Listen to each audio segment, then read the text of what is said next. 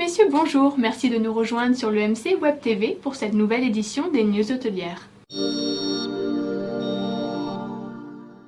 Les 3 et 4 janvier prochains, le Flower Design Workshop se tiendra au Sofitel Dalla Palace, au Vietnam, et ce dans le cadre du Festival des Fleurs.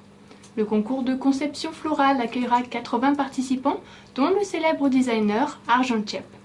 Cette année, le Vietnam célèbre le 1000e anniversaire de sa capitale, Hanoï. Ainsi, toute la journée du 4 janvier, le jardin du Sofitel ouvrira ses portes au public, qui pourra admirer les œuvres exposées d'Arjun Chep et de 25 fleuristes locaux. Quelles seront les destinations de voyage les plus prisées en 2010 ?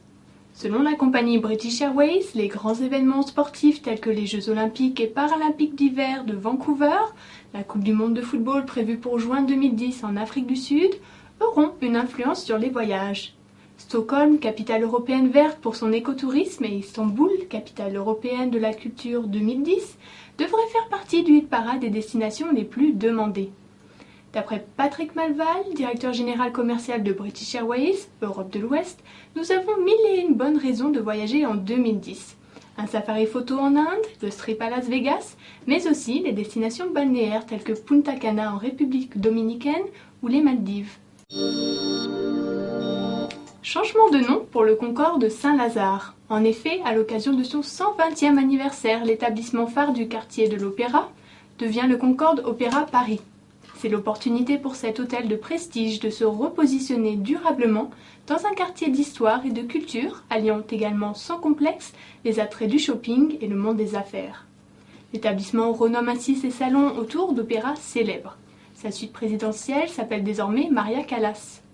Les salons et salles de réunion revisiteront aussi les grands classiques Carmen, Don Juan, Mozart ou encore Bellini. Plus qu'un clin d'œil, c'est un véritable hommage rendu au monde de l'opéra.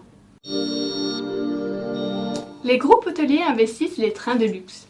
En 2005, le Belge Stéphane Jaumont, après avoir conçu le bureau d'études Railway Concept, se lance à nouveau aujourd'hui dans la création d'une chaîne de trains de luxe.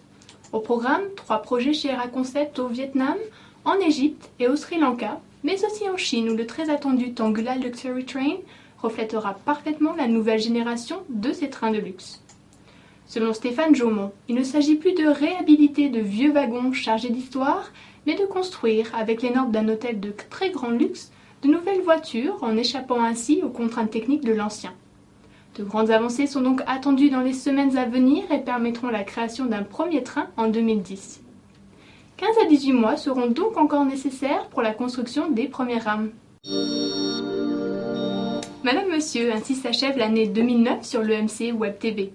Toute l'équipe se joint à moi pour vous souhaiter d'excellentes fêtes et nous serons heureux de vous retrouver en 2010 pour de nouvelles news hôtelières sur l'EMC Web TV.